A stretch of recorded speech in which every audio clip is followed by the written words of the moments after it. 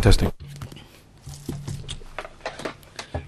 It's 2:45, and this is a meeting of the Subcommittee on Rating Exemption Order 2018. This is the first meeting.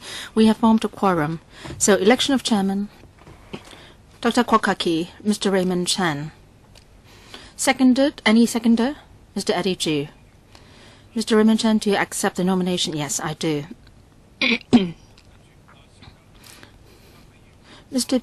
Peter Shill, I nominate Mr. Wong Ting Kwong. Any seconder? Mr. Horace Zhang has raised his hand. Mr. Wong Ting Kwong, do you accept the nomination? Yes, I do. So 2 nominations. Any further nomination? I'll count up to 3, as we've got a few members only. 1, 2, 3. All right, so there are now 2 nominations. Let's put it to a vote. We will distribute the ballot papers.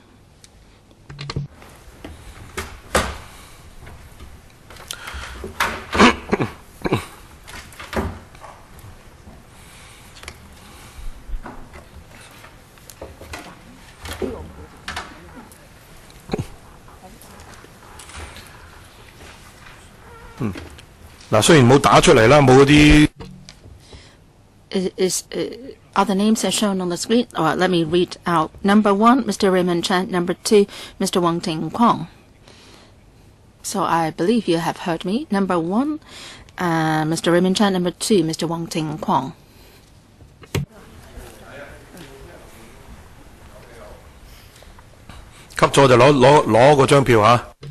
If you have got it wrong, you can ask for another ballot paper.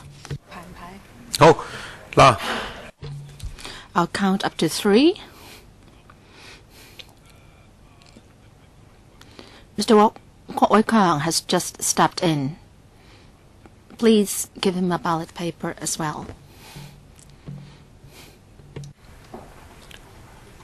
Mr. Kwok, 2 nominees. Number 1 is Mr. Raymond Chan. Number 2 is Mr. Wong Ting Kwong. We'll wait for you. Okay.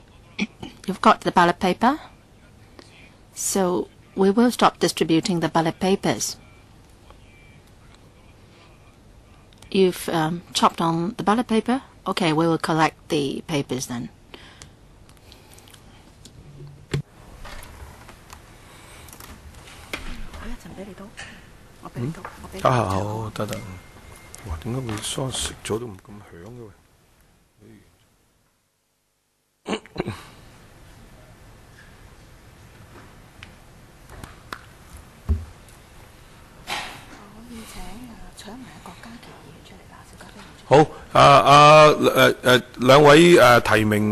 The 2 nominees, the Dr. Kokaki and Mr. Peter Shill, please come forth to monitor the counting of the votes.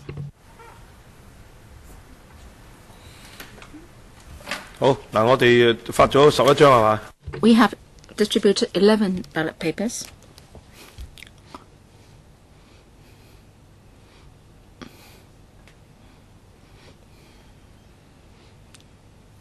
Okay, please count the number. Okay, make sure that it's no more than that number. Number 2. Number 2. Number 2. Number 2. Number 2. Number 1. Number 2. Number 2. Number 1. Number 1. Number 1. Okay, let's count again.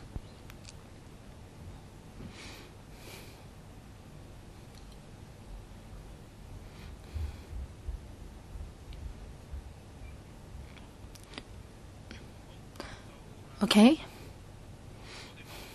We have distributed 11 ballot papers and we've received back the same number. Mr. Raymond Chen number 1 is 4 votes and Mr. Wang Tingko number 2 is 7 votes. So Mr. Wang is elected as the chairman. So please come forth.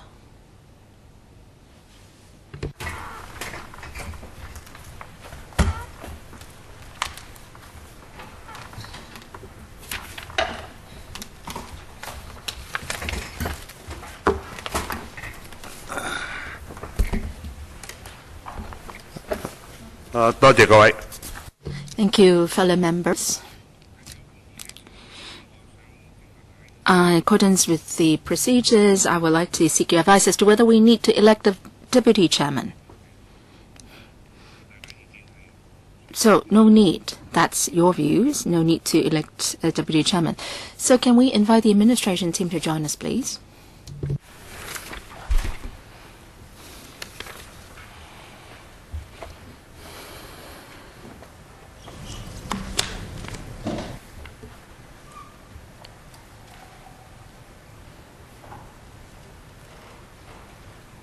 Hi. The administration team comprises Mr. Andrew Lai, Deputy Secretary for Financial Services and the Treasury, Mr. Yip Pak Kang, Assistant Commission Rating and Valuation, Ms. Pak Vin Yong, PAS for Financial Services and the Treasury, and Ms. Rain Chai, Senior Assistant Law Draftsman from the Department of Justice. Welcome.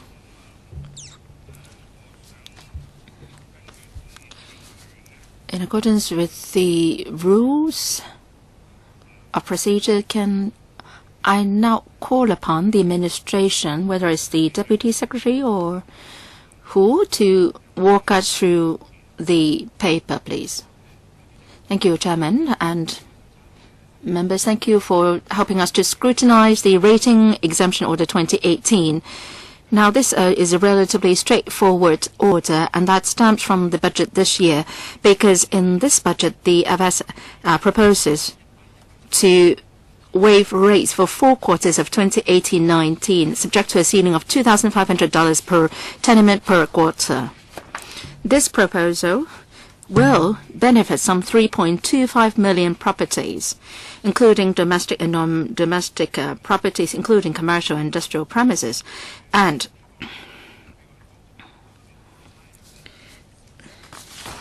the revenue foregone by the government will be $17.8 billion. Now, the proposed rate exemption compared to the past years is higher. And that is because we have a higher surplus this year. It's reached a record high. So the exemption rate is much higher this year too. Like past years, we will adopt a negative vetting approach in submitting this order for scrutiny by the Council. And in fact, this proposal will take effect on the 1st of April. You know that the Rating and Valuation Department will send out demand notices to domestic properties and non-domestic premises to list out the exemption rate and also the actual rates to be paid. So I hope that members can support our proposal this time. So much for my briefing. We are more than happy to answer your questions together with the Rating and Valuation Department colleagues. 5 minutes for each member, including answers and questions. Mr. James To, followed by Fernando Zhang. Chairman, let me first ask. Well, I have a number of opinions. I would like to find out more about the mechanism. What do you mean by the order taking effect on the 1st of April? Now it's already the 27th of March. The order will take effect on the 1st of April. I'm not sure whether you have sufficient time to make the calculations of the amounts. Now, if we pass certain amendments or even we propose to cancel or we object to the proposal and it's cancelled, Would it mean that you will be ending up in some irreversible situation or what? So that's the technical point. Thank you, Mr. To, for your question.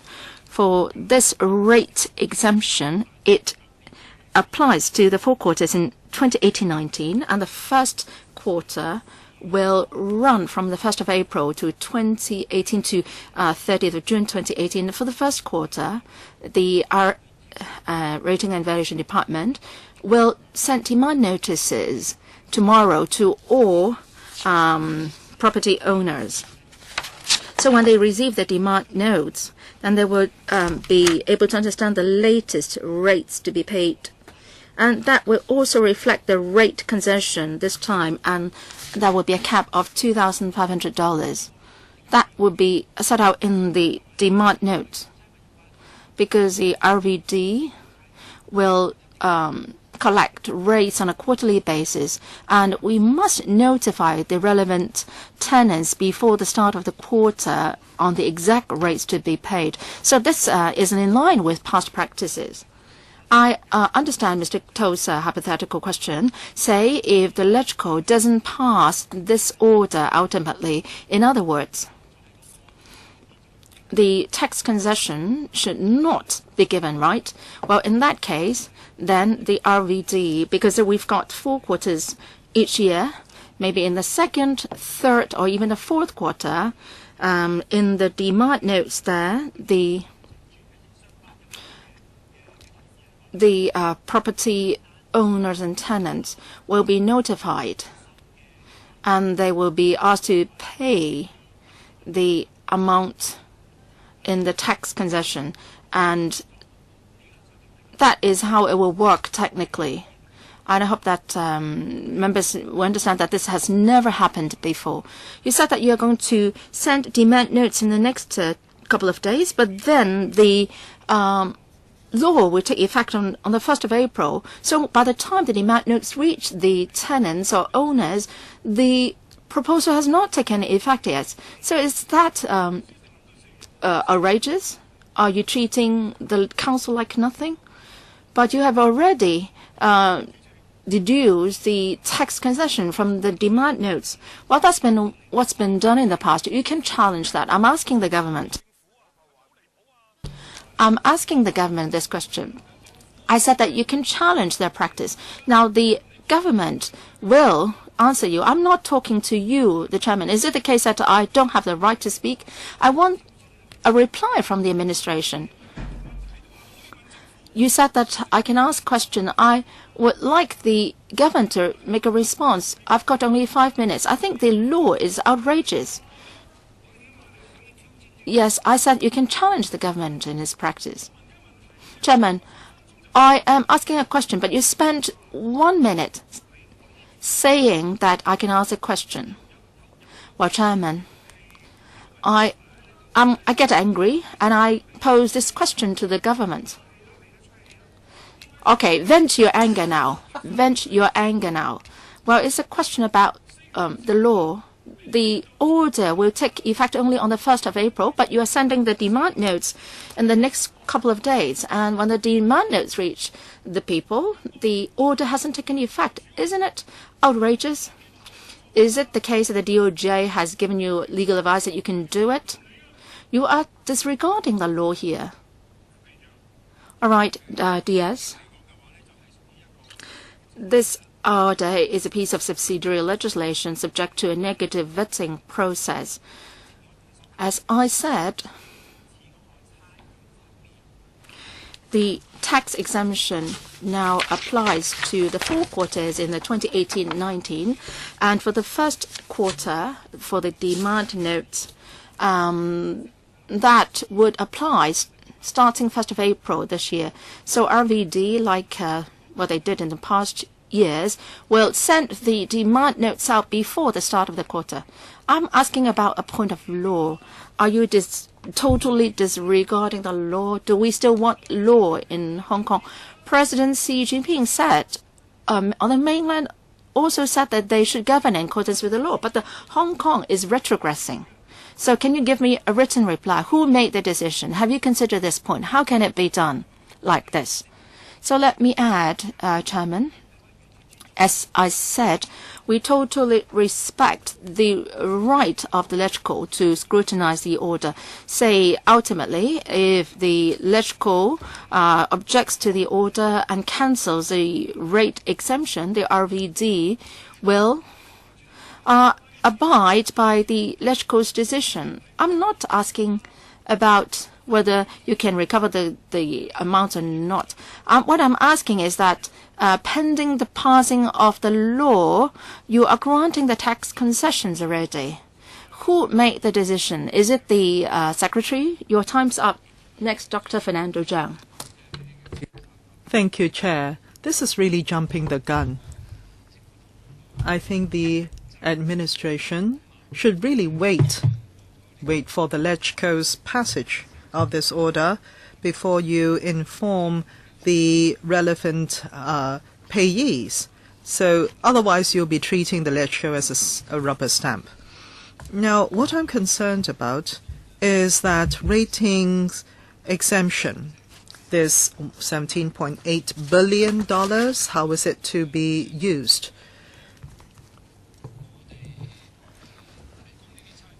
Now, in providing this kind of exemption in the past, the property owners which own a number of properties, how much is he getting in terms of exemption? Well, 4 quarters a year will work out to $10,000. I would like to know the 10 most benefit property owners. How much rates will they be saving?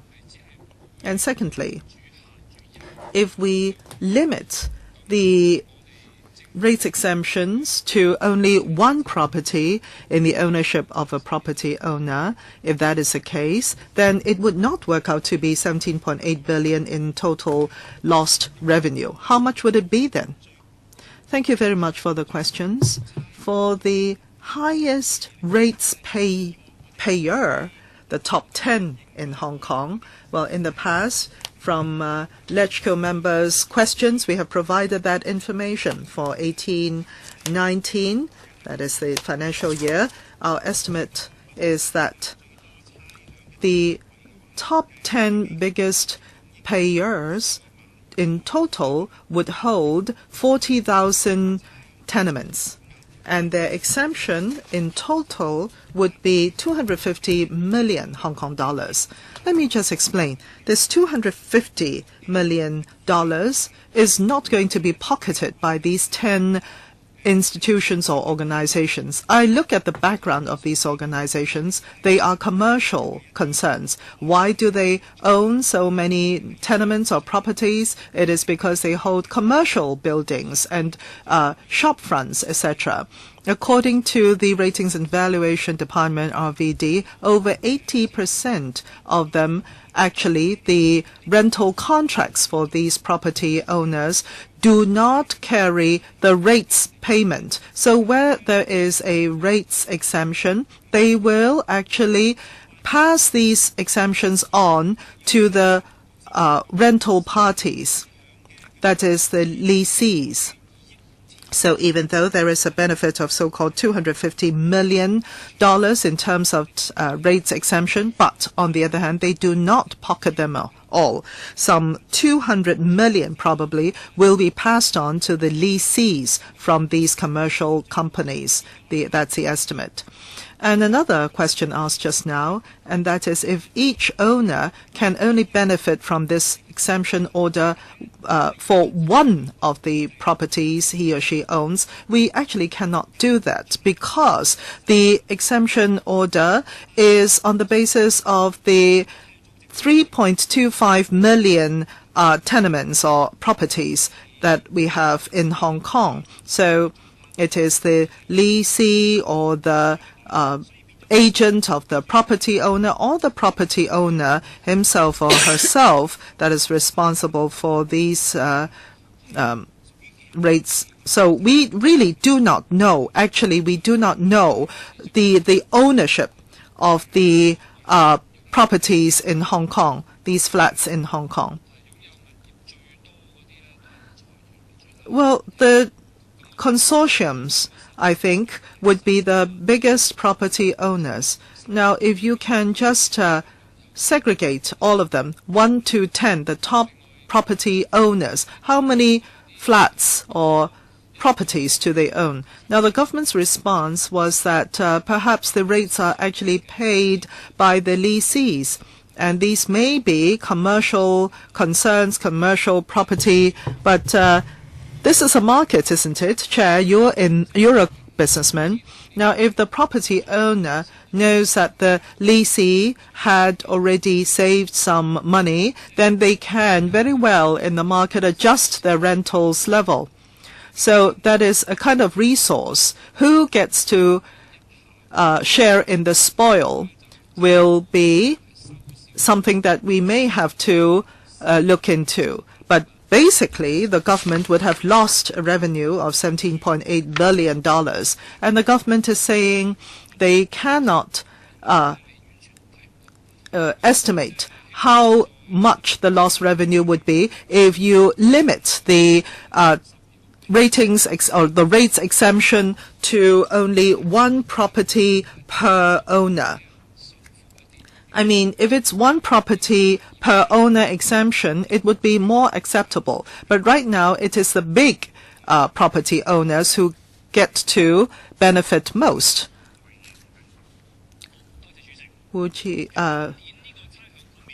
Richard Chan. Chair, thank you.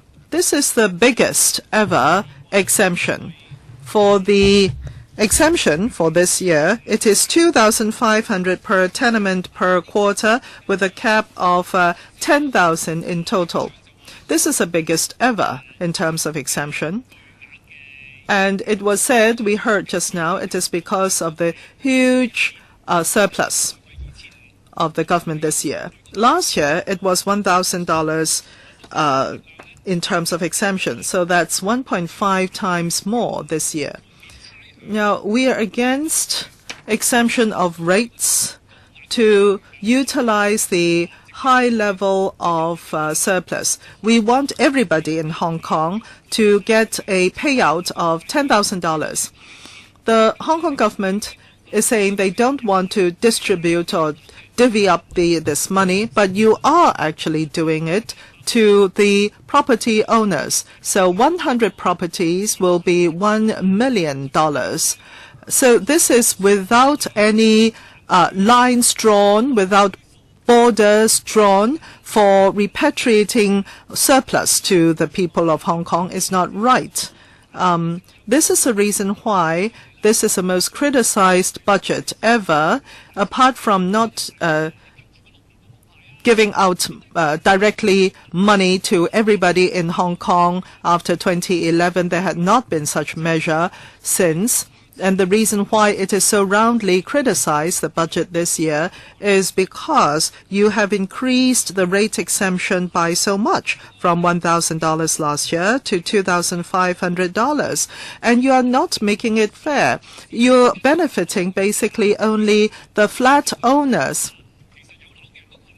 In the past, you said, well, even flat owners had financial difficulties, and therefore, if there's a surplus, we should benefit them. But on the other hand, shouldn't we set some limits? Now, Fernando Zheng just now is repeating what we've said many times in LegCo before. Why don't we set some ceilings, limits? Leung Kwok Hong, for instance, had said that how about self-owned, self-use flats only who should benefit from this exemption? Well, the answer just now from the administration was that the lessees may get the benefit. But what about vacant flats? I have on hand at least 6,000 vacant flats, so that would be $60 million. These would not pass on to benefit the lessees, I'm sure. And Chan Wai-yip, a past LegCo member, in 2012, he moved a motion, and that is every person should not, that is flat owners, should not exceed 3 properties under his or her ownership to benefit from this exemption. And the answer was that it takes $40 million for the government. That was the expenses, and therefore it was not approved, that motion. So the administrative expenses is still big, even for this kind of rate exemption. We are asking you and giving you a plan to save some money, but you're saying that administrative expenses is already huge. What kind of logic is that, please? Well, thank you very much for Mr. Chan's question. Actually, starting from 2007 to 2008, over the past 12 years, we have, with different formats, already provided rate exemptions, so that's nothing new. As to the ceiling, $2,500 is not the highest, looking at the records. 2008-09, per quarter was $5,000. That was a historic high. And $2,500 per quarter was 2013-14 ceiling as well. And of course, we look at the current year surplus and other relevant ceilings as well in determining that. In response to Mr. Chan's question, this exemption is not to benefit the big property owners, but all property owners will stand to gain, including small property owners, self-use property owners, small owners of shops, etc. And if you look at the schedule, you will be able to see the 3.25 million tenements. And that would include 790,000 flats that are under the Housing Authority and Housing Department. All these will be passed through directly and in total to the lessees, especially for the public housing lessees. They will also benefit from this pass-through. Chair, what about setting the limit? Every year we come up with the same request. What do you mean setting a limit? What do you mean? You say setting a limit. What do you mean? Are you talking about number of properties, qualification, or monetary limits? What are you talking about? Limit, money. But there is a limit, isn't there? It is $10,000. Please be clear. What limit are you talking about? Otherwise, he will not be able to answer your question. So, explain yourself. Well, I understand Mr. Chan's point, I think. But in operation, as I have mentioned before, in rate valuation, it is on the basis of the property itself. As for the payer of the rate, or the registered payer, it can be the lessee, can be an agent of the owner or the owner him or herself. If we are to set a limit to it, then I think this will be a fundamental change to rates collection system. Perhaps in the future, only property owners can pay the rates, or I mean, would that be something you want in the future, or benefit from a rate exemption? Is that what you want, really? And also, Mr. Chan suggested that for each owner, there would be a limit to the number of flats that he can benefit from. Now, for the 10 owners, there is actually top 10 owners, there is one, which is a charitable organization holding a lot of properties. And if we do that, they can only choose 3 or 5 properties out of the many that they hold to benefit from this rate exemption, that we would be sacrificing some benefit unnecessarily and by mistake. Chan Chi-chun? Mr. Chair, we've had a lot of different views concerning rate exemption in the past few years, but I've never seen the government being very serious about the rate exemption arrangement to make it more fair. Just now, you mentioned the Housing Authority and also the charitable organization as property owners. Perhaps the authority is exempted and the charitable organization is also exempted.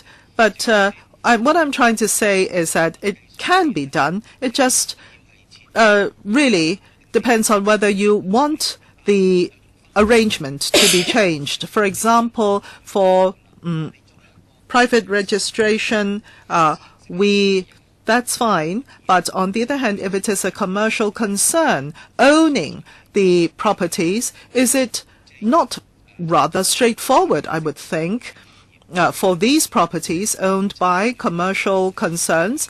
How much is it as a part of the total of rates payable? So that we can get to understand the number of properties held by businesses. Well, they have other tax considerations which can be put in place. Ms. Teresa Zhang was holding 3 properties, but she still got the benefit from a first-time home buyer concessions and stamp duty.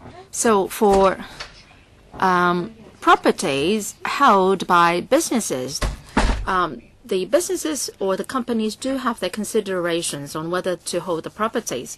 So can the government not consider this? If you can't do it this time, maybe next time you can lay out the information for our consideration. Now, another point raised by Mr. Toh is of valid concern. I've served as a councillor for many years, but I've never heard the fact that the demand notes are being sent pending the passing of a piece of legislation. And normally, rates are to be paid towards the end of June. So, if you can send the demand notes, say, before the 5th of April, can't that be done? Is it going against your work guidelines? So please try to do a better job in ensuring the procedural justice so that the discipline, the long-established discipline of the government can be adhered to. You can't answer Mr. Toh's question. How come that the legislation has not been endorsed and at the same time you can still send demand notes to the several million ratepayers? So thank you, Mr. Wu, for your 2 questions. Let me first deal with the legal point first. As I explained, for demand notes for rates payment, they have to be sent out before the following quarter. And that is an established practice of our vide. And that is before the start of the quarter, the demand notes be sent to the rate payers. And for the payment of rates,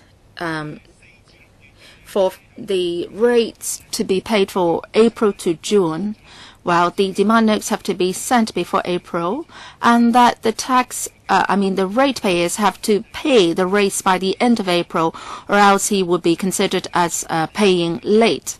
So the payment deadline for rates is the end of the first month in that quarter, and that's been a long-established practice. I hope that members can refer to the background brief prepared by the Legislative Secretariat. Please take a look at paragraph 6, which sets out the rate exemption measures in the past 5 years. And every time when it was done, it was because the budget had this proposal, which the budget was normally delivered in February and March. So every time the order would have to be submitted only in March to the Legislative, and the order would come into force in the 1st of April. We're not challenging the power of the Legislative. We're just going by the timetable of the sending out the demand notes. So we have to have the order coming into force on the 1st of April. But then, as I said, if the Legislative does not pass this order, then the government will have to chase after the lost race in the subsequent quarters. I understand what you're saying, but if you send it, say, in the 2nd, 3rd, or even 5th of April, wouldn't it be better? Can you send it out later? The 2nd of April, maybe? I mean, how come it's so difficult for you? So can I defer to the colleague from the RVD? Mr. Yip, maybe you can even send it out in May. well, they said that the rates have to be paid by the end of April, so you can well send out the demand notes, say on the 2nd of April. Yes, may I add? Well, let me tell you how the process is in sending out the demand notes. Now, we will start sending it out starting tomorrow. Every quarter, we will be dealing with some 2 million demand notes, and they can't be sent out in just one single day. It's impossible for us to print so many demand notes in one day. So we'll start the process towards the end of March, and for every quarter, the demand notes will be sent out starting from towards the end of the month preceding the quarter. It takes 7 to 8 working days to send out all the demand notes. Actually, there are few public holidays towards the end of March, and letters won't be delivered on those days. If we have to postpone it further, then it will create inconvenience to the ratepayers, because some members of the public have criticized us before that they can't make good preparation for the rate payment if the demand notes are sent out later. So that's how we work. And we see that there are several public holidays this month, and also on the 5th of April, that's again a public holiday. So if we want to postpone it further, then that will not do good to the ratepayers, because they have to get prepared to pay the rates towards the end of April. We would try to do our utmost to help the ratepayers, but in reality, we have no option of no choice but to send the demand notes by the end of the month preceding the start of the quarter. Thank you, Mr. Honan Chow. Thank you, Chairman. Let's talk about the timing first. I've read through the background brief of the electrical myself, and paragraph 6, I note that for the past 5 financial years, the date of tabling in electrical was around mid-March or towards the end of March. And then the commencement date is always the 1st of April. So it seems that the subcommittee had little time to scrutinize the order. That's the usual practice in the past. And in other words, actually, they didn't expect that we would propose substantial changes to the order, because the order is relatively straightforward. Let me say this. We have a very huge surplus this year, and there's been a lot of reaction or response from the community. Despite the huge surplus, a lot of grassroots think that they are not benefiting from the surplus. So there's been a lot of reaction over the response, and so as a result, people are questioning about the effective use of public money and the rate exemption. And so shouldn't the surplus be benefiting those in real need? So that's why we are having a discussion today. I think we can have a good discussion here at the subcommittee, and in the future, whether we should be limiting the exemption to one property for owners having multiple properties, so that the public money can be spent more appropriately, and those in need can get more. I think the discussion on that front can go on. Let me emphasize. Now, over the years, we had little time actually to deal with this tax exemption order, and today we also have not much time to deal with it. And at the subcommittee, I don't think it's appropriate for us to propose substantial changes, because that may attract new risks if we do that. So I don't think that in relation to this particular order, the subcommittee should not be propose substantial changes. But I do respect views raised by fellow members. Maybe we should draw a line somewhere for maybe owners of multiple properties. They shouldn't get so much. So I think that's worth discussing. So this is my view. So can I ask the administration to respond to that? Yes, thank you, Mr. Chow, for your understanding. We understand that legislators and the community at large have different views on tax exemption. Rate exemption. We understand that. But if we are going to make changes, then that means legislative amendment is entailed. Say if the rate exemption, say, is given out based on the owner and not the tenement, then that entails legislative amendment, and then the computer mechanism of the rate vide has to be changed as well. They're now using a low-cost mechanism based on the address of the property to collect rates, and that's a very low-cost and simple mechanism. If we are going to change the system, and that is to say we should have to register the names of the owners, and that would mean substantial changes to the RVD's system. So I hope that members can support and pass this order this year so that members of the public, whether they are tenants and owners, can benefit first. We undertake that we would consider your views, and going forward, if we are to implement a similar rating exemption, can there be better approaches? And for the proposals made by the members, what are the constraints and so on? There have been suggestions in the community that tax exemption should not be given to non-domestic premises or properties. Is this the view of the legislators as well? So we should come up with the pros and cons of the different proposals and have in-depth and rational discussions before we come to a final decision. That would be a better approach. All right. Mr. Tony Chair. Thank you, Chairman. First, I support this proposal.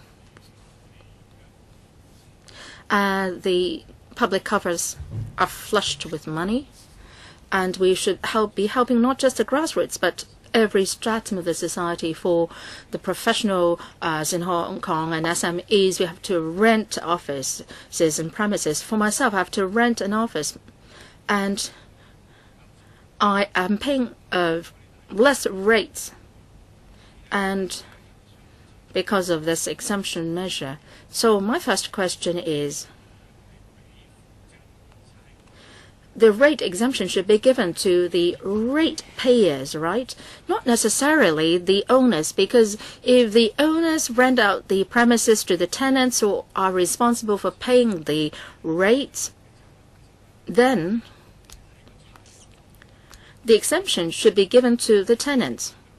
So as a tenant myself, I pay less rate. I have a lighter burden. So you talk about owners all the time, but if the tenants who are paying the rates, they should be the beneficiary, right? Can I seek a clarification on that first? Now, so if I've got the clarification, maybe the administration can think of better ways of dealing with the situation. Now, I have a question for the RAVD representative. Say if there is an owner who owns an entire block of office space and is renting out the office space, and maybe it's for self-use, but in terms of calculating the rate levels, are you making a valuation of the entire block of the office space? Maybe he is taking up using the entire block himself. Now he's is a self-use block. Does it mean that the owner will have a cap of the rate exemption at $10,000 only? So these are my two questions. Thank you, DS. Thank you, Tong, Mr. Chair, for your two questions. I'll take the first one, and then Mr. Yip from RVD will take the second question on the implementation details. Now, the rate valuation is made based on the value of the tenement. So as long as someone is there to pay, the rate is okay. It can be the tenant, the owner, or the agent. So the RVD doesn't mind about who is paying the rate. But if there is a default of the rate payment, then the owners will be held responsible. And Mr. Tony Chair's understanding is correct. If we are going to implement the rate exemption, that will be reflected in the demand notes. Say, for every quarter, there would be an exemption of $25,000. That would be detailed in the demand note. But as to who is paying the rate, we don't know. It can be anyone.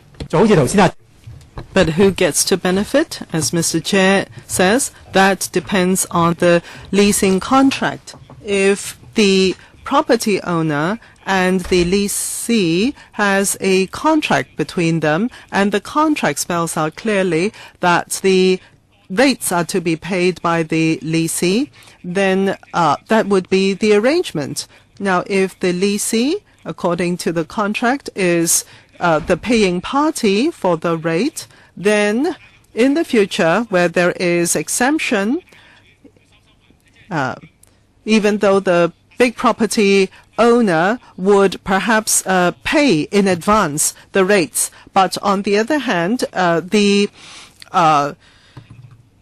the lessee will pay up the rent at some future date, and there will be exemption that would be passed on to the lessee as well. Perhaps my colleague can answer that question more clearly. Mr. Ip, please. Right.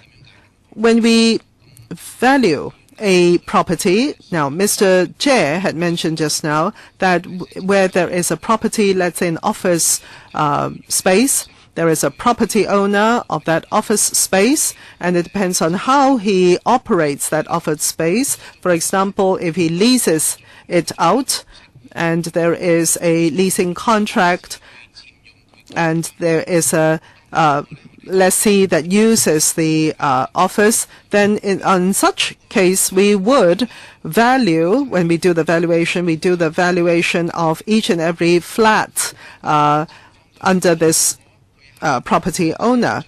But on the other hand, if it is the entire building, let's say a commercial building, which the property owner is retaining for self-use, for example, for some big banks, they use up the entire building as their own office. And then, in such case, there is only one rate demand note. And because we rate or value that property or that building in entirety. And in such case, there will only be one rate exemption note as well. And he will only be able to benefit one time. My question. In order to get this 2,500 per quarter exemption, can the property owner split up the building concerned? No, they can't do that. We look at the usage of the building in doing our assessment and valuation. Give you an example. For instance, there are some flats which are which have their partition wall knocked down. So 2 units are actually become 1 unit because a partition wall is knocked down.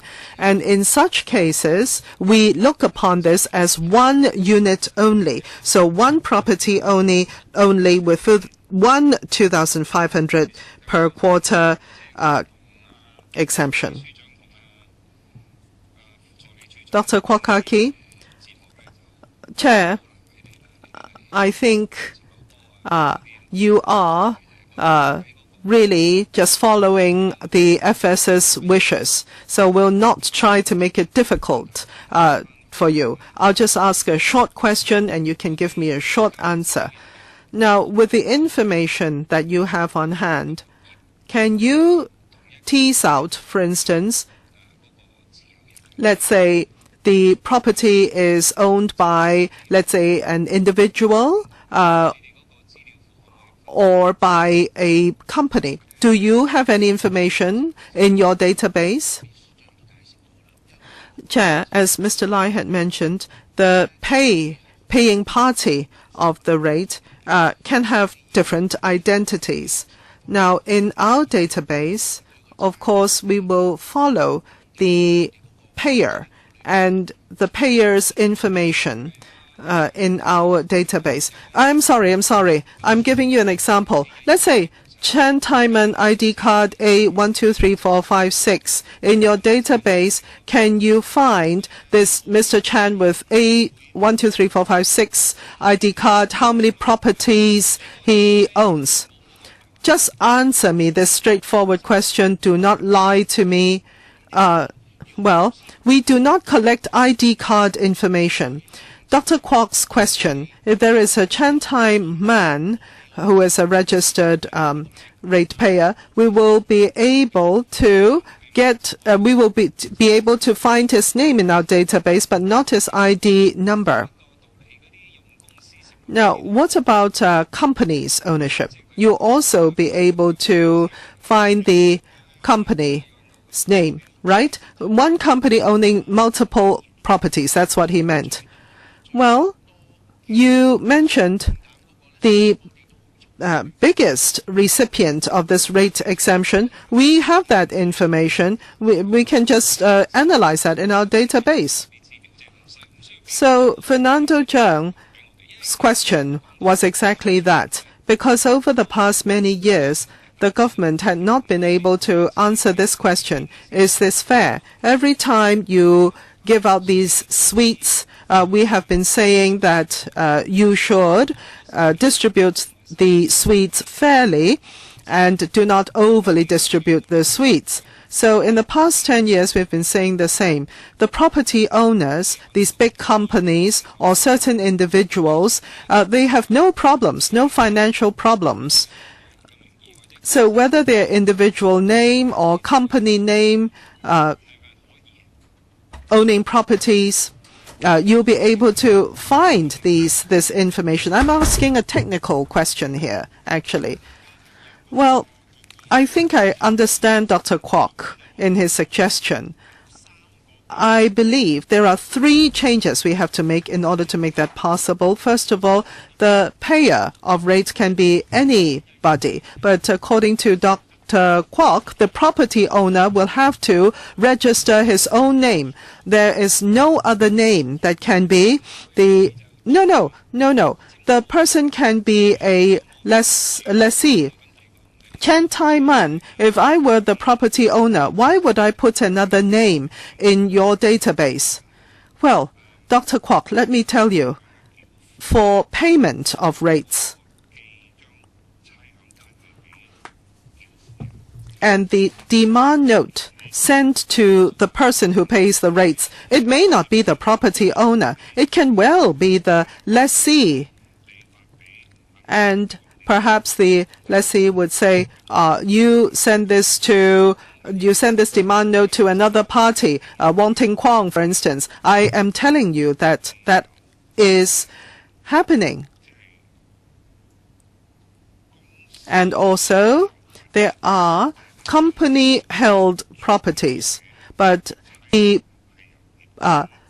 contract specifies whether the lessee will pay the rates or the property owner will pay the rates. You see, the rates payment is included in the contract. It's spelled out therein. Oh, I understand. So I'm asking the question of the administration whether they can separate these. Well, actually, I think Mr. Wong was very accurate in his observation just now.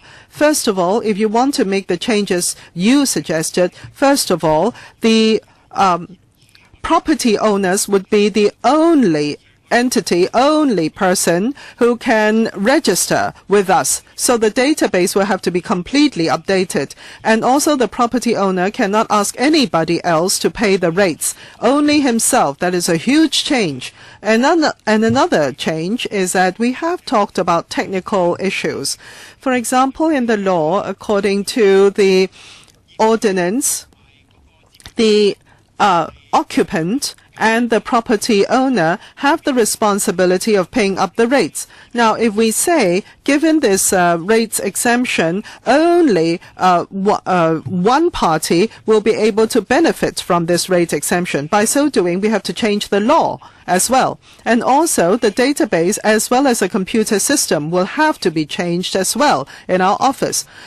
I'm not saying it's impossible, but these are huge overhauls. And also, even with the change, you have to worry about a situation that Mr. Wong talked about just now, and that is, let's say there is a shopping mall, a property owner of this shopping mall, and in the future, only the property owner of that shopping mall will be paying the rates and receive the rate exemption, and they can only receive it one time, 2 times, or 3 times.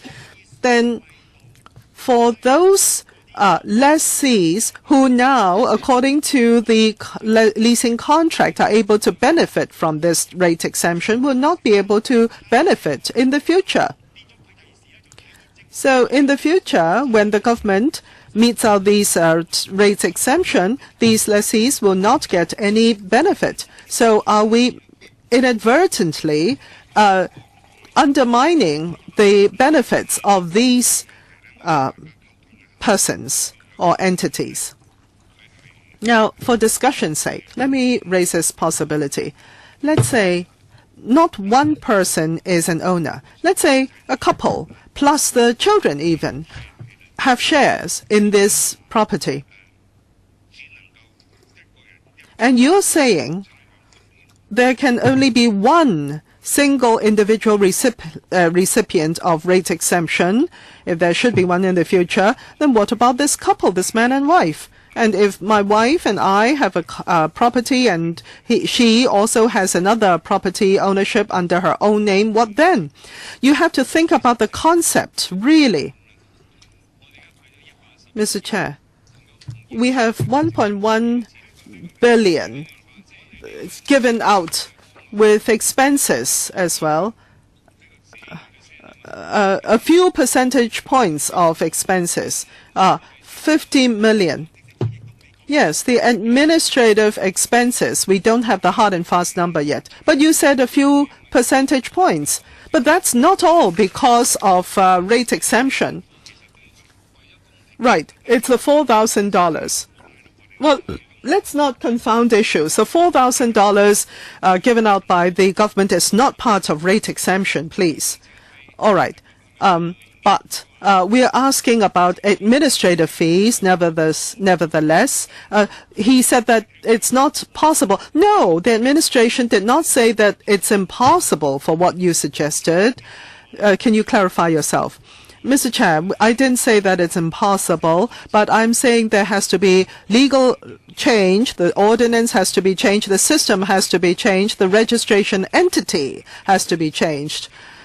Well, Mr. Lai, let's make this simple. For this year, for the rate exemption, with the philosophy of financial management of our government now, there will be more rate exemptions in the future. It's been done over the past 10 years or so.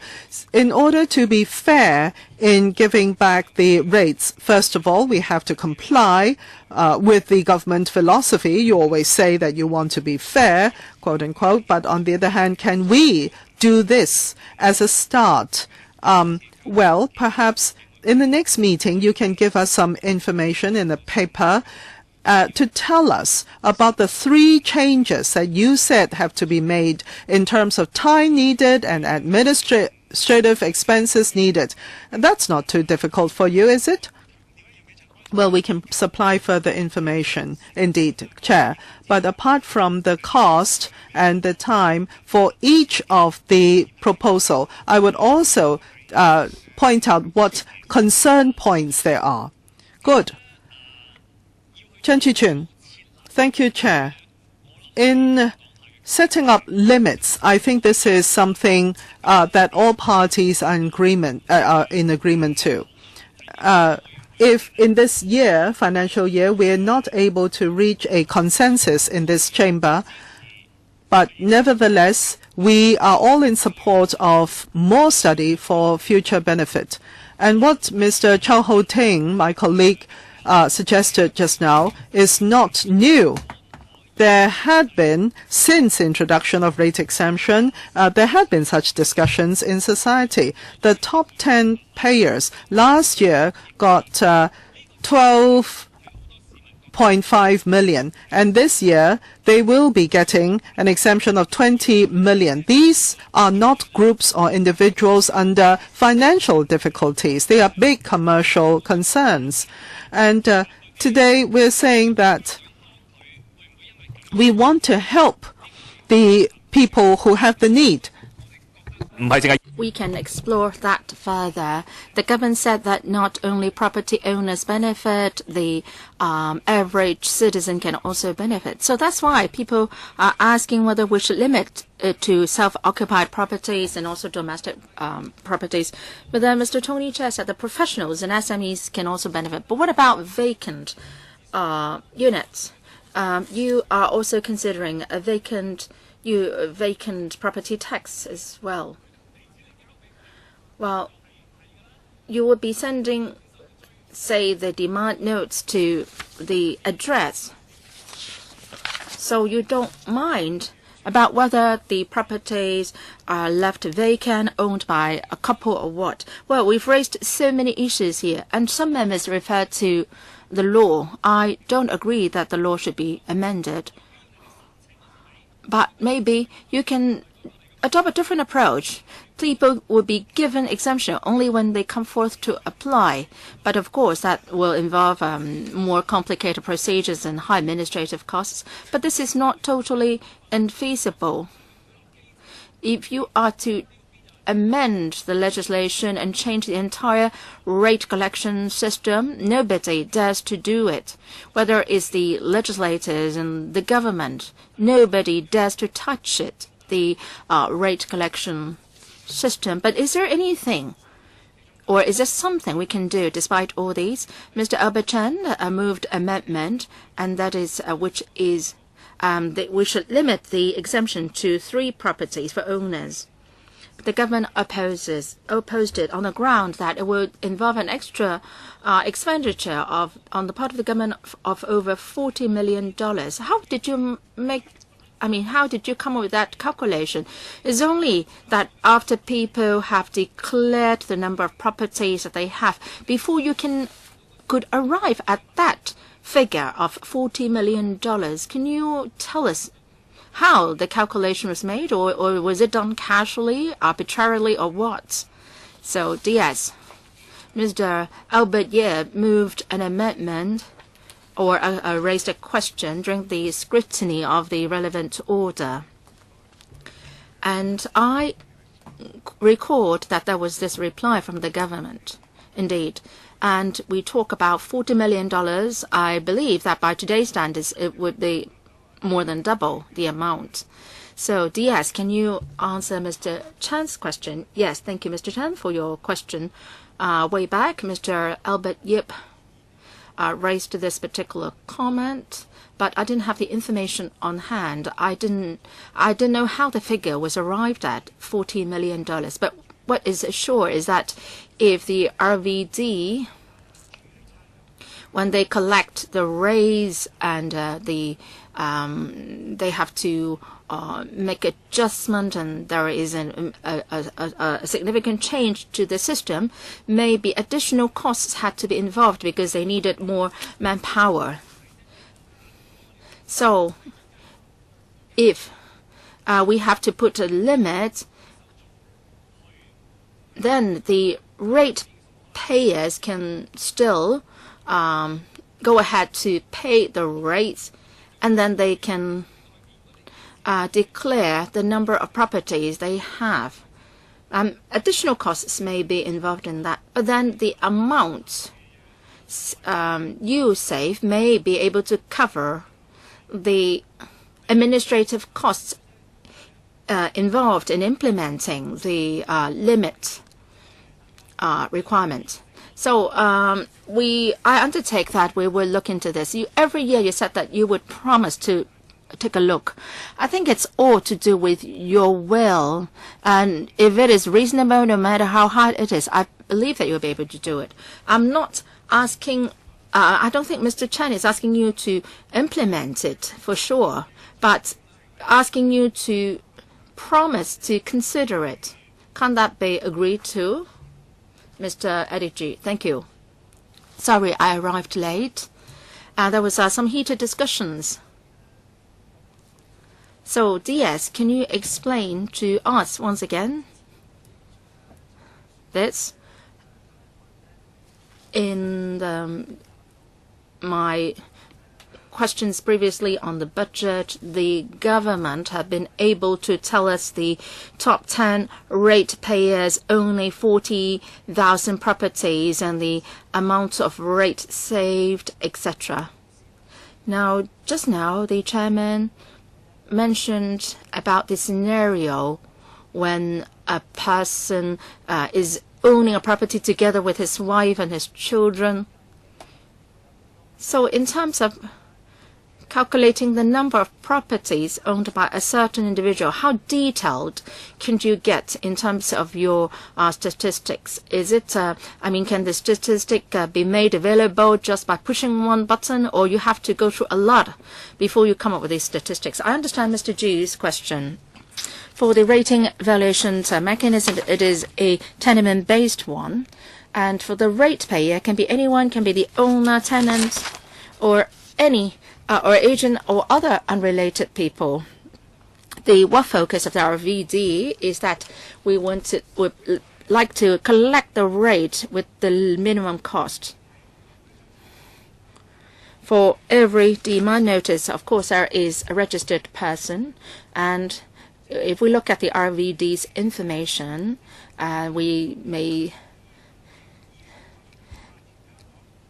look at the names and the companies and so on, then we'll be able to come up with a list of the top 10 ratepayers, the number of properties they own, the rate payment in total, and also the exemption amounting and so on. We can match the names in order to come up with the list, but that doesn't reflect the property ownership situation involved, and it doesn't reflect either the person who is actually paying the rates. Let me cite an example. For the top 10 ratepayers,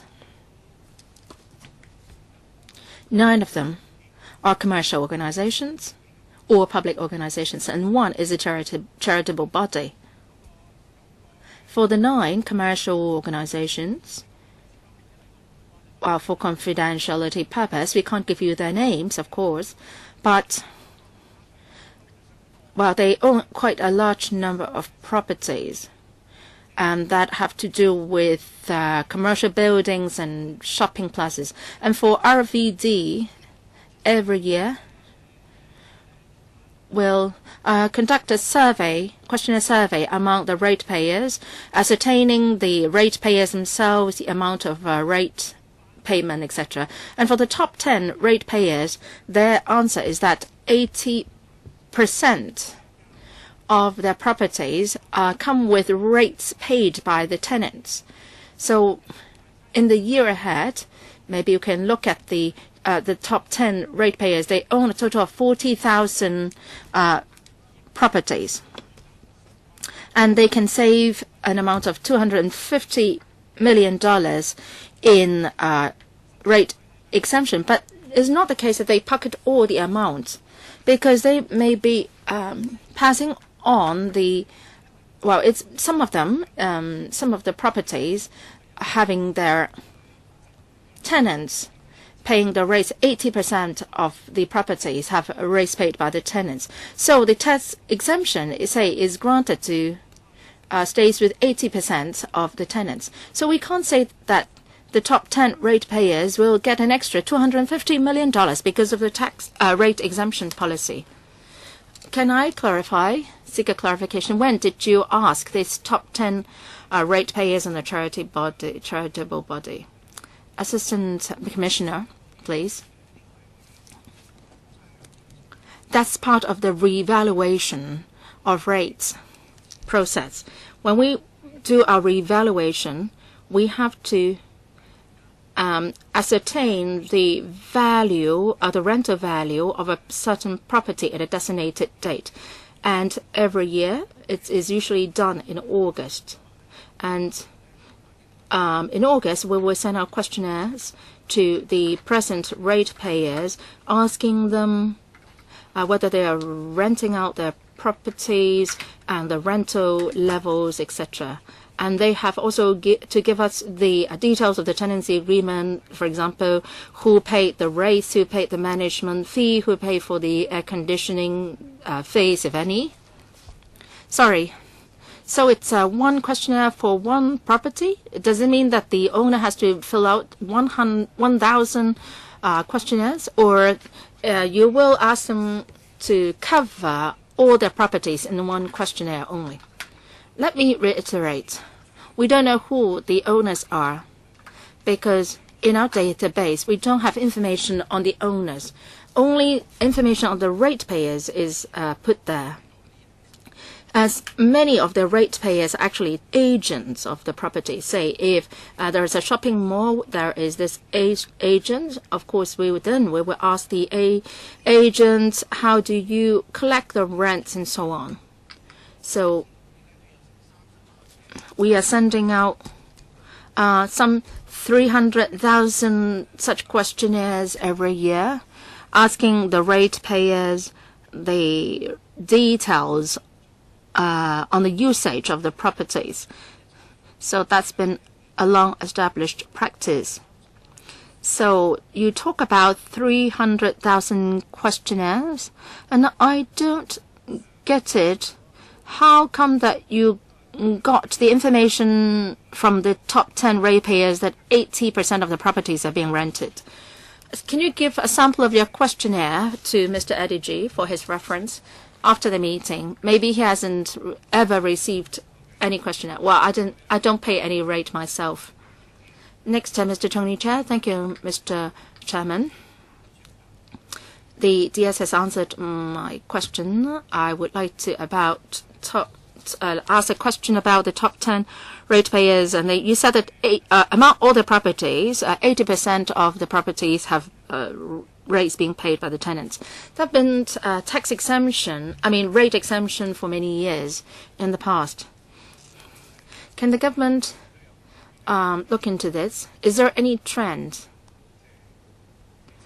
Maybe the owners would like to pay the rates themselves, and because if there is a rate exemption, then they will benefit. I've been renting this premises for 7 to 8 years, and the rate exemption was given to me. But then I would like to know about the overall trend. Will the big property owners be benefiting the most? One of them owns as many as 40, the top 10 ratepayers are owning 40,000 properties. So would you consider doing a study on the overall trend? Yes. Thank you, Mr. Tony Chair, for your question. If you look at the domestic and non-domestic premises, well, their situations differ. According to our vide, as a survey for domestic premises, over 90% have their rates paid by the owners. But for non-domestic premises, the situation is different. Well, over half of the properties have rates paid by the tenants, and that is the result of the latest survey. Has the trend been changing in the recent past? Do you have any information to share with us? Over the years, we've been looking at the situation for non-domestic premises.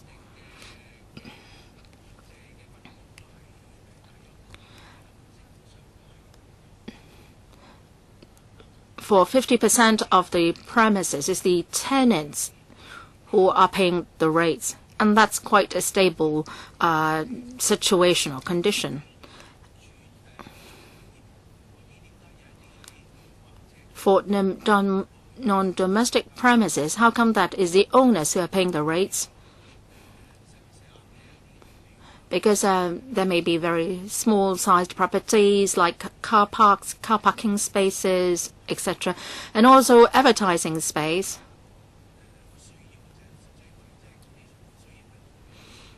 normally, because the properties are of low value, is usually the owners who are paying the rates. But for high-valued properties like shop space, offices, and so on, basically, for the majority of them, it's the tenants who are paying the rates. For over 80% of such properties, it's the tenants who are paying the rates. So for higher valued non-domestic properties, well, most of them are having their rates paid by the tenants. Second round, Dr. Fernando Zhang. There was a question asked just now about the $4,000, whether it is related to rates. Indeed, it is related, I would say, because if you own property and you believe that there would be rate exemption, and if the exemption is no more than $4,000, you can actually get the balance of it, and this becomes complicated. Mr. Chair, you mentioned just now a couple owning property or even children. Well, I am also waiting for the $4,000 details as well. It is not all that straightforward. It's very complicated. Indeed, it is so. Indeed, the few percentage points of administrative costs may run into 9% because it is so complicated. Indeed, for this subcommittee, it is really not. We're really not here to talk about this complicated issue. And we're not talking about the offsetting of MPF issue. Let's not go too far. Right. Mr. Chair, this is indirectly related. I totally agree with you. Well, Chair, in principle, I am not in favor of rate exemption because the property owners during the they have already benefited from the very hot property market. The property prices have gone up so much. Mind you, they only make a profit where there is a trade, not for those who are living in their own premises. Chair, I understand that. There are, of course, different views, but my view is that even if we exempt rates payment, we should only benefit those, as Chairman you mentioned, for those who are living in their own premises. Only then is it reasonable. As for the luxury flats that are over tens of millions of dollars in value, should we provide exemption of rates to those? I would think not. But let's say if we put that aside, at least for this $17.8 billion, it is real money, public money, resources. This $17.8 billion, if we can put it somewhere else into medicine, education, social welfare, then a lot of people would benefit from it. Why can't you put a limit to it? And the administration is saying if we put in certain limits, including the one I've mentioned just now, the administration is saying they can't do it. It's impossible. But on the other hand, they're able to give out the $4,000 with this very complicated method using millions, hundreds of millions of administration cost. Why will you not use certain resources to rearrange or reconfigure the government database? And if you are to exempt rates, then administratively request these property owners who are living in their own flats to apply to you. That may be a way out. Why can't you consider that? Rate exemption, thank you for the question. It actually benefits all 3 million tenements, flats that we're talking about in Hong Kong. That's a total number of properties in Hong Kong. And it is some $2.5 billion in terms of rate exemption, which will benefit the housing, public housing tenements.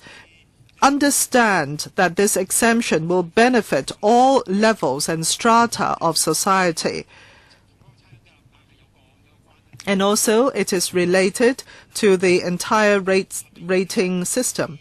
Dr. Zheng asked a question. What about only giving the exemption to property owners living in their own properties? That is one proposal that we can consider, but I would stress that whatever angle we approach it,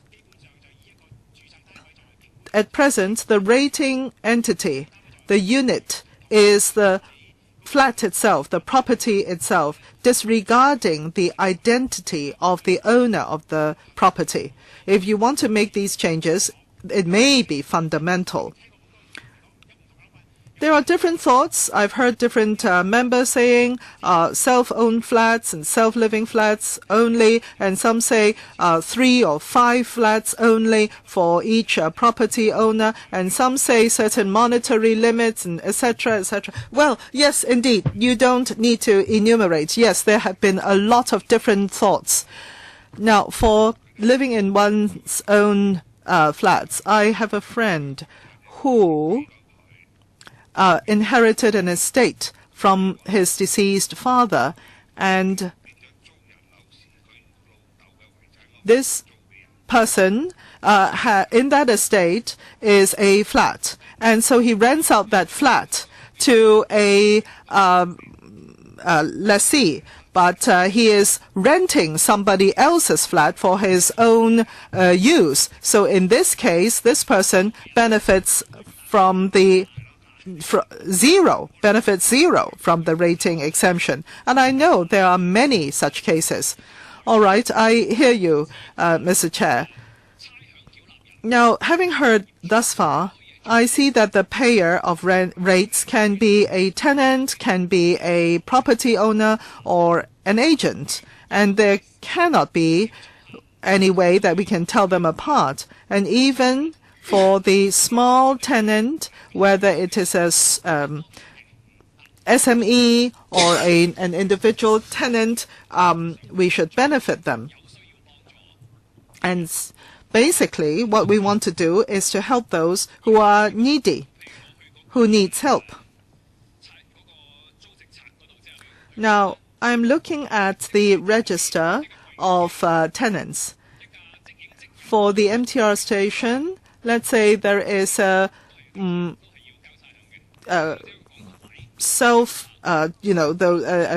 ATM machine, etc. All these, let's say an ATM machine is placed in the MTR station, and the ATM, I'm sure, would be owned by a big bank. I mean, in the register of tenants, if you press the keywords, input the keywords, you will find these tenants.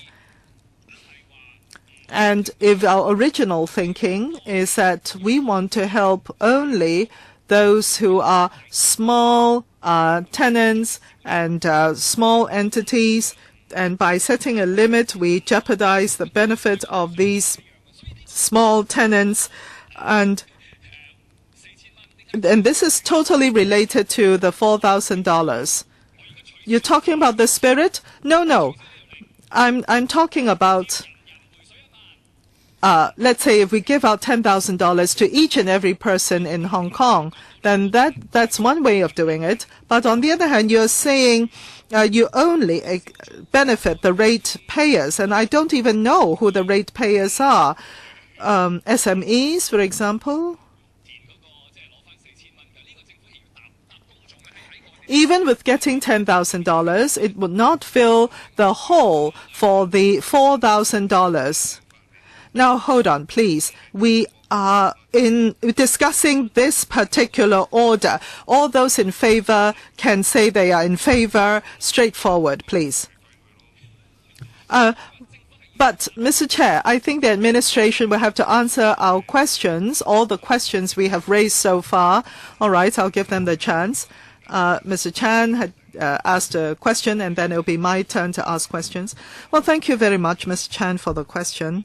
Concerning proposals for change, as mentioned just now, we will consider them, and also we will be, after this meeting, providing you information on each of the proposals, the analysis of it. Chair, I have to interject. Chair, that's what we propose every year, but there is no follow-up year on year.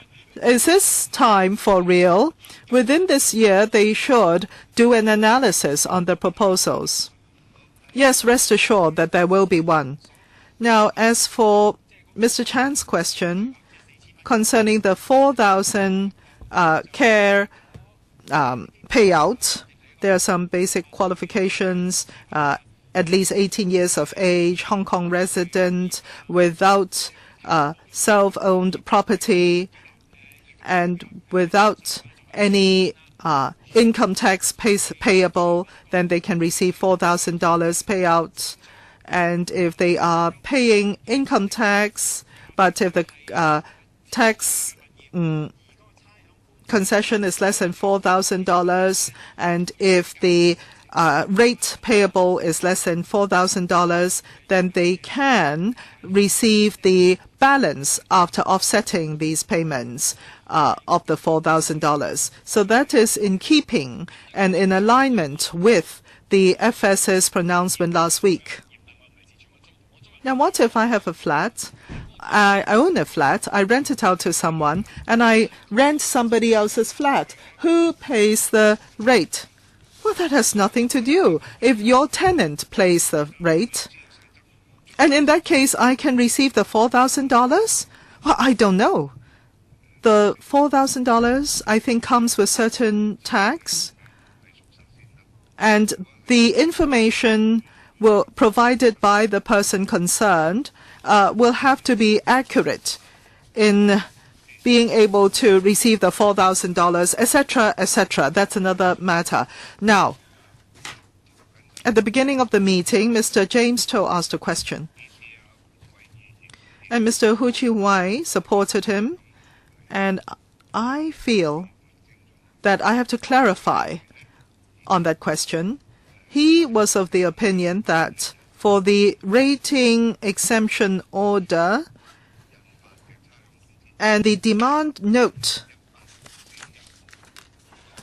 printed by the authority for the second quarter of 2018, the demand note for that, he's saying that it is illegal. I would want the administration to clarify this particular point. First of all, I have to say that for the budget 2018 to 2019, the budget is not approved yet.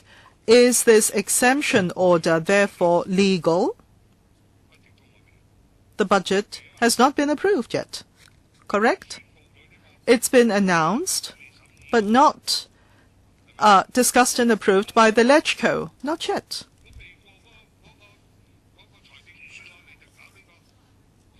Before approval of the budget, can you come forward with a rate exemption order? So I want to be sure that we have the legal basis. Secondly,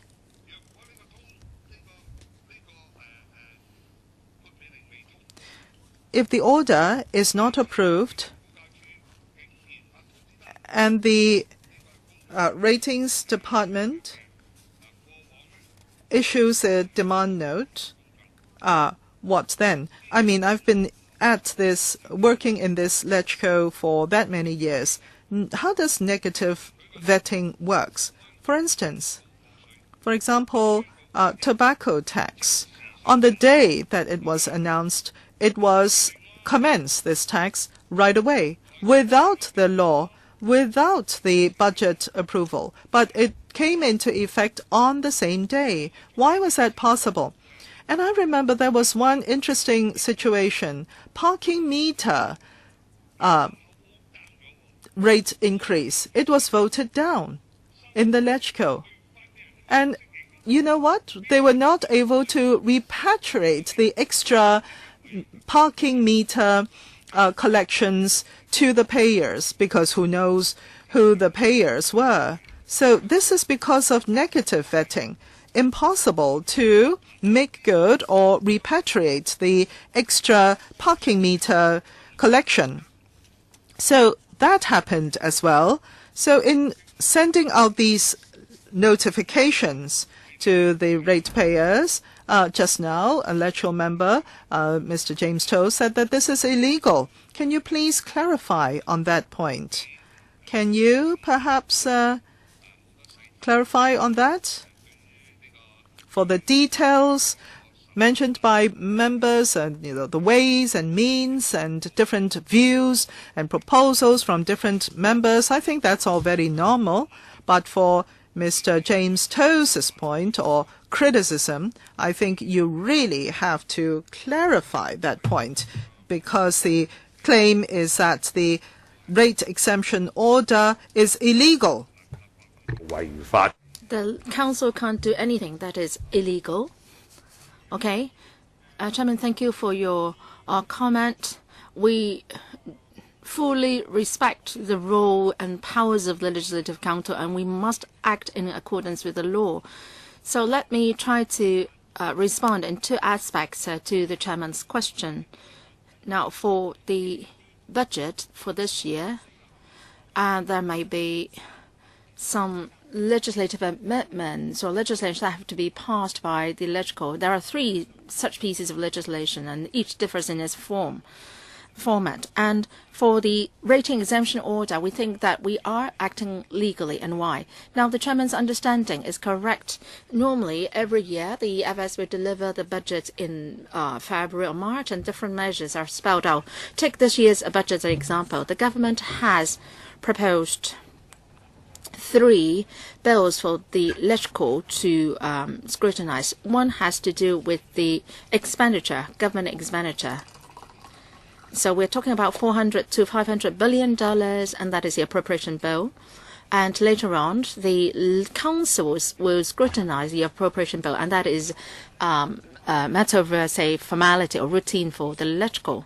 Now, secondly, based on the proposals in the budget, say, for example, there might be tax concessions proposed, and there may be adjustment to the tax bands of salary tax, and there may be new tax exemptions, say, for the persons with disability. Then for the amendments to be made to the legislation, we have introduced the relevant piece of legislation for the Legislative to scrutinize. At the House Committee meeting last Friday, it was decided that the Bills Committee be established to scrutinize the bill which contains amendments to the tax revenue to implement the relevant measures. And the third piece of legislation is this one, rating exemption order. And we need this rating exemption order to be passed by the Legislative before its implementation. So for this year's budget, the government has proposed 3 pieces of legislation for scrutiny by the Council. For the first 2, the appropriation bill and also and also for the amendment to the Inland Revenue Ordinance, they are subject to positive vetting.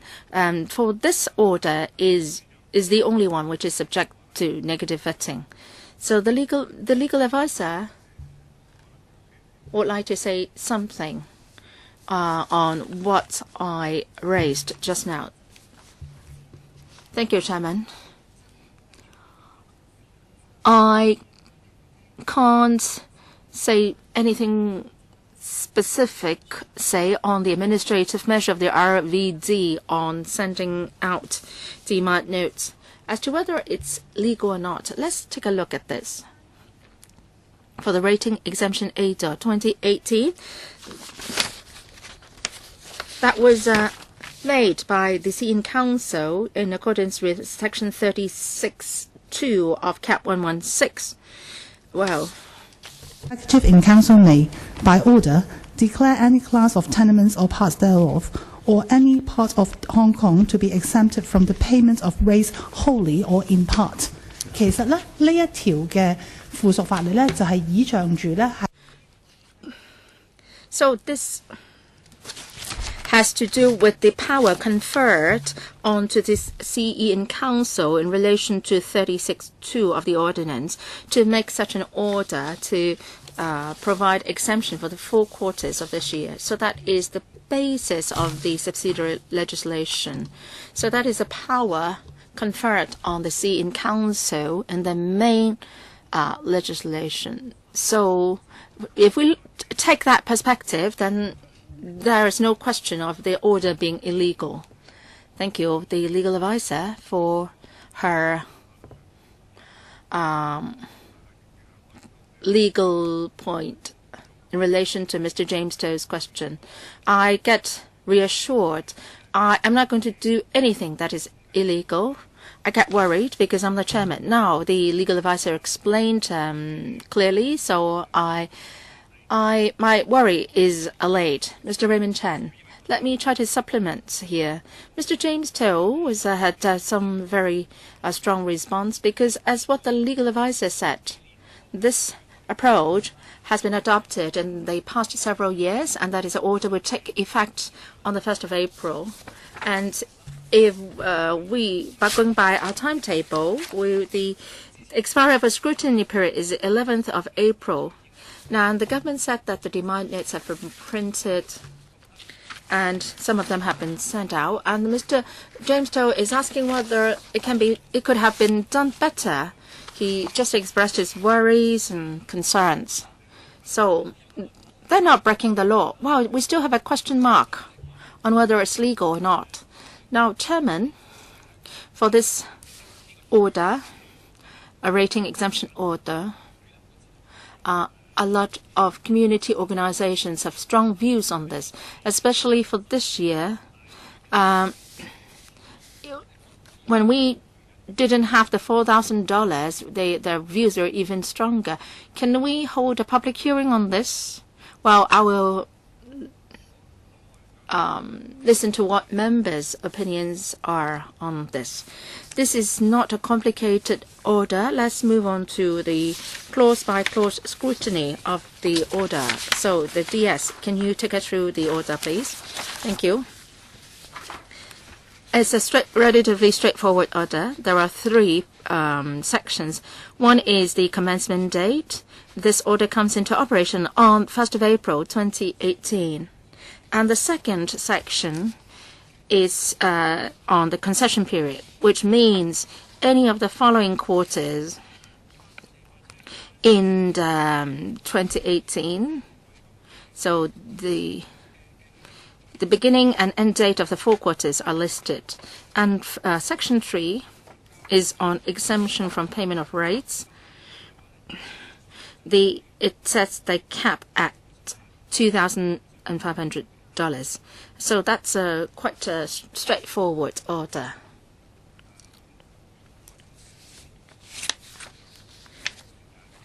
According to our legislative timetable or work timetable, if we finish this the clause-by-clause scrutiny today, and we report to the House Committee, the earliest that we can do it. No.23日冇過咗啦嚇。所以變相就必然要延展。而延展之後就我哋。咁我哋要喺4月10。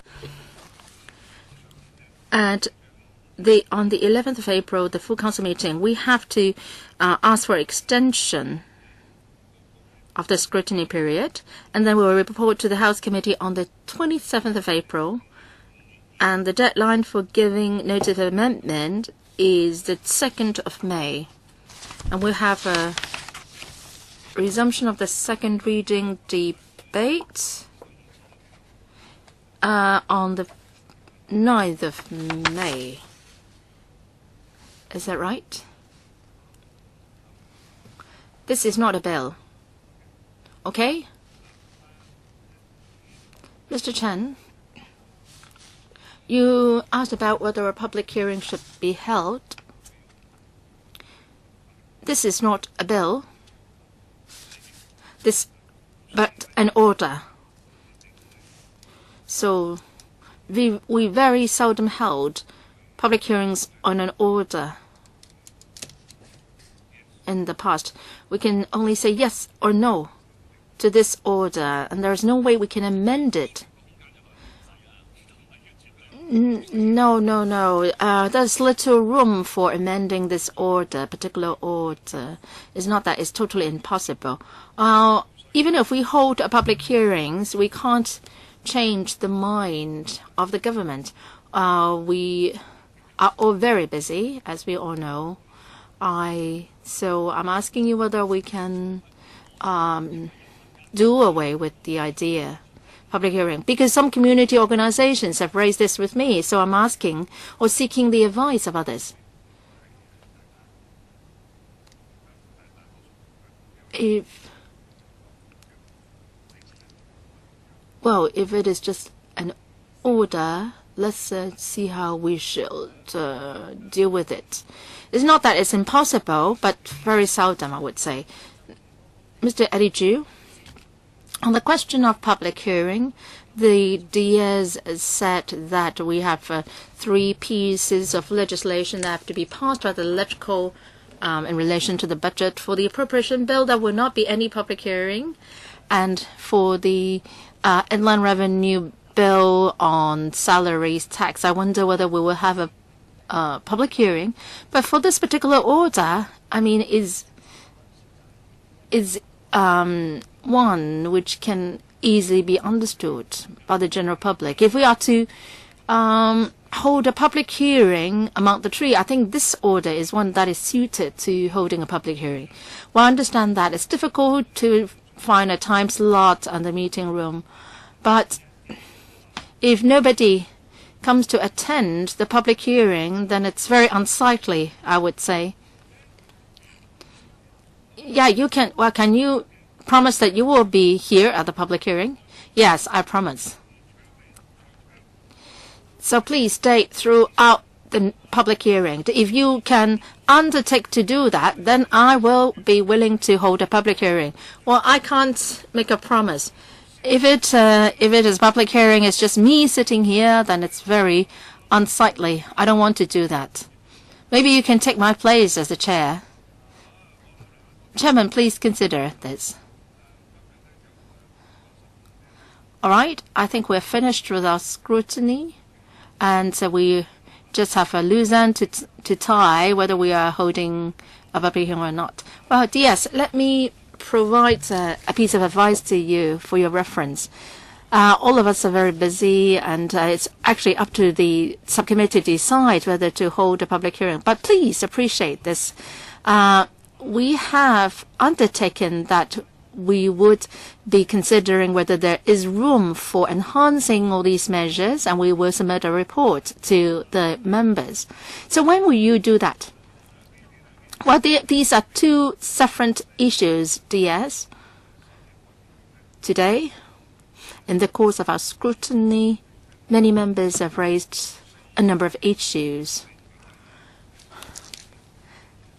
We have finished with the work on the order, but then for the issues raised, please try to respond to those in a paper. Secondly,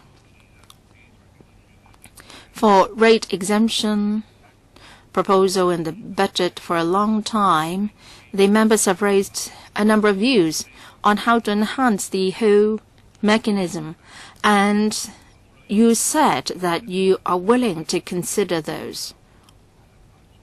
The work involved may take a longer time, so please try to respond to us. Well, the legal advisor, you have something to say. Let me add. Well, we have gone through the clause-by-clause scrutiny. The order will commence operation on the 1st of April 2018. You must be clear about that. But as to how the government will do the advance works, how the government will send out the demand notes, I won't comment on those aspects at all. Mr. Raymond Chen, a number of members have sought information from the government. I hope that the government can respond as soon as possible. These are two separate issues on proposals to enhance the rate exemption mechanism. We should give them some time, and we should follow up on the matter at the relevant panel. And I would like to thank Mr. Raymond Chan and Mr. Eddie G for staying till the very end. So we're finished with our work. Thank you very much.